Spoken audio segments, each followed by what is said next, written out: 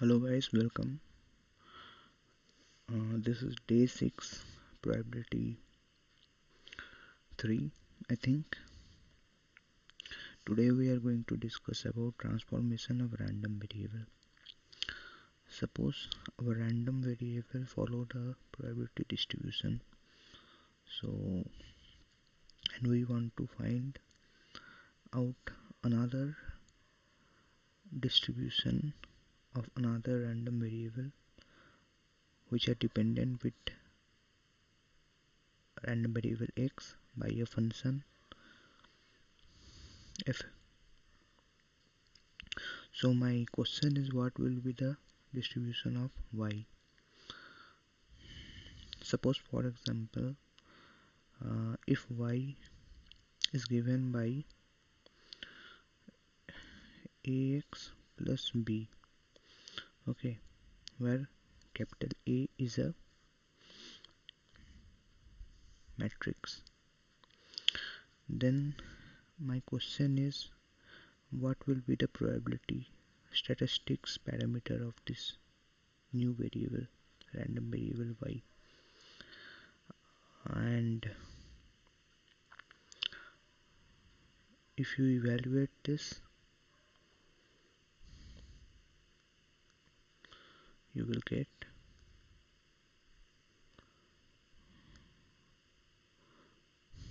okay,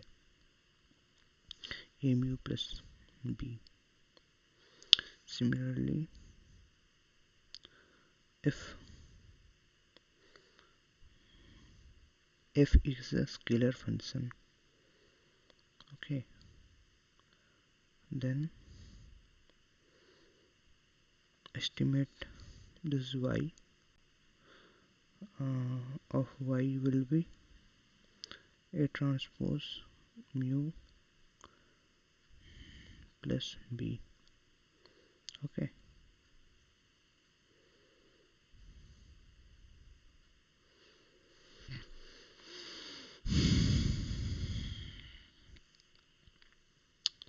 and what will be the covariance of y? That is covariance of capital AX plus vector b. This is given by a transpose, okay, where we know capital sigma is equals to covariance of x. Okay, in the last lecture I was a bit confused with this function. This is known as gamma function. Okay,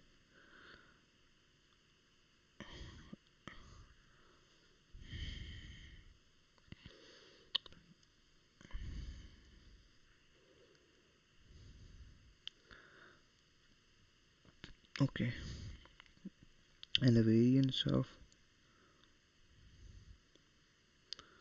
the scalar function will be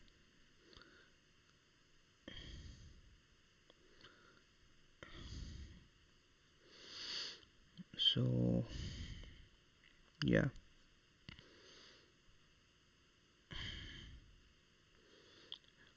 this is a matrix, this is a vector, the output will be a vector, and when we multiply with a vector transpose we will get a scalar. Okay, similarly for this is a matrix, this is a vector, uh, sorry, this is also a matrix. Two matrix multiplied will give a matrix, and a matrix multiplied by matrix, the answer will be a matrix itself. So I hope it makes sense. Let's move to next topic, that is probability mass function. Okay, uh, I will start with an example.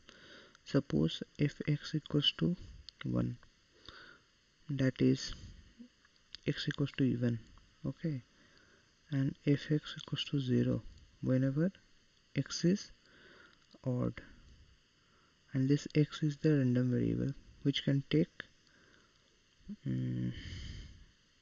values from 1 to 10, and each of these values are uniformly distributed. So Pxx is uniform.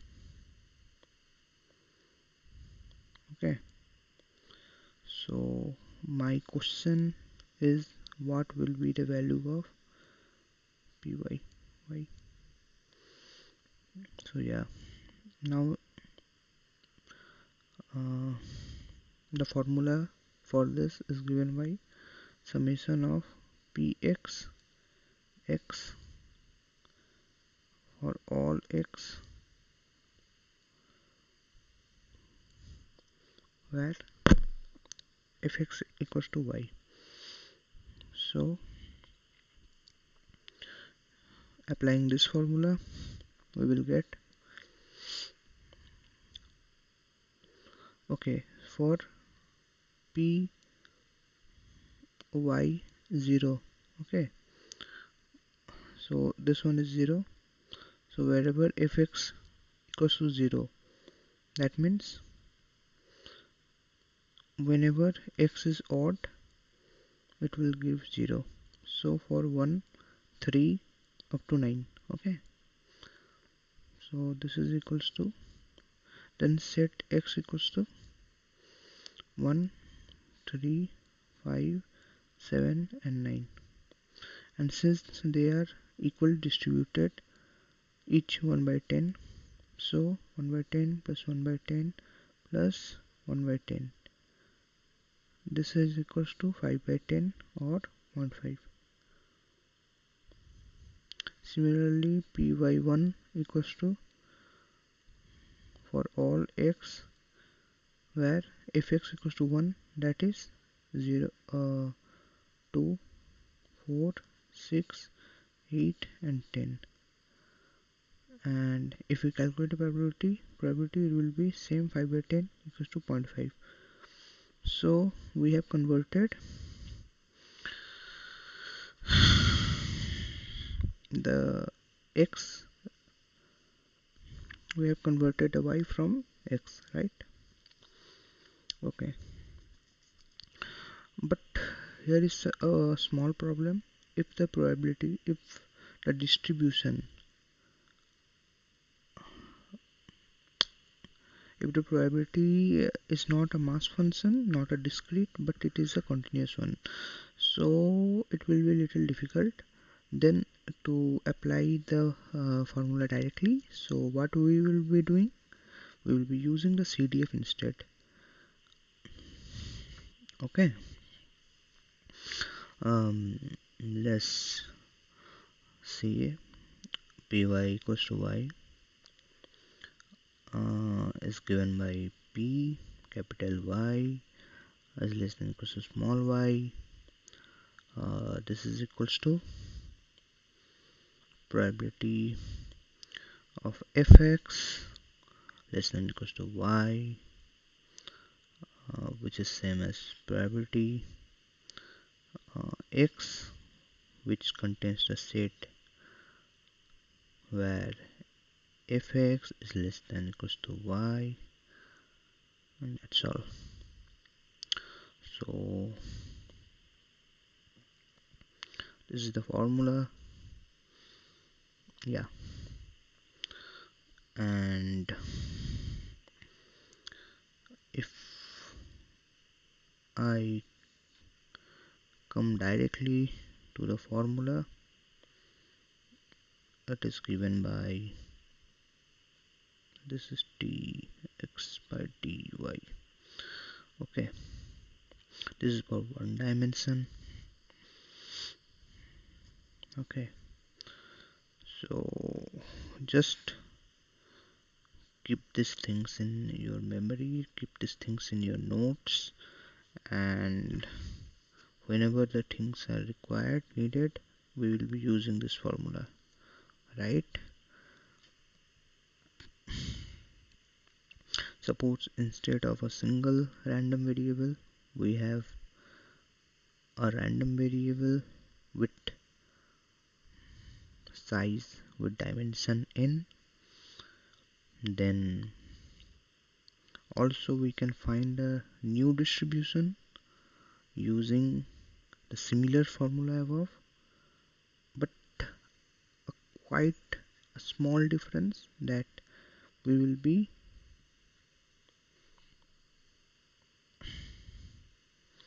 using a Jacobian matrix instead of this, where Jacobian matrix capital J x to y is by definition y1, y2, yn, yn, x1, x2, xn. This is x, right? Let me erase it. Okay. Blue one. x1 to xn. So this is given by dy1 with respect to x1, dy1 with respect to x2, up to dyn with respect to dy1 with respect to xn, and dyn respect to x1, dyn respect to x2, to dyn respect to xn. This is the Jacobian matrix, and determinant of J we will be using here. So we need to find the determinant of this matrix and put it in this place. So our new formula will become Py capital Y bar is given by Px. This is x, determinant jy2x, x. Okay. Finally, I am concluding this lecture using last central limit formula. Central limit theorem. What is this? According to this formula, if there are n random variables with probability PDF p of xi, then with mean equals to mu and variance equals to sigma square, and all are IID, independent identically distributed. So if we sum all the random variables from I equals to 1 to n xi, then the new distribution of this sum will be given by, suppose this sum is s, is given by 1 by 2 pi n sigma square exponential s minus n mu square by 2n sigma square. And as you have already guessed, this is a Gaussian distribution, and the sigma square of the Gaussian distribution is now replaced by n sigma square. Okay, and the mu is replaced by n mu, and the rest all are same, right? So we can write Zn Sn minus n mu by sigma by root n.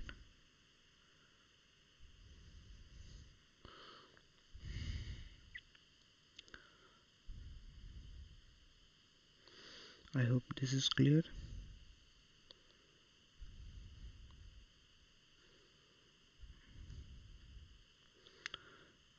So if there are many random variables and if we all are adding this random variables, then the new distribution will be the Gaussian distribution. And yeah, so therefore it is very much important with respect to noise.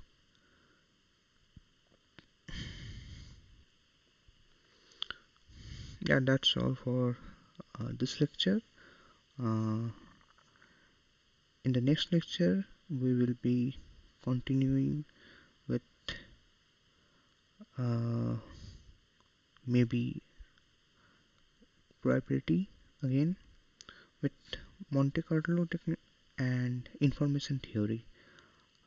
Okay, bye. Meet you in next lecture.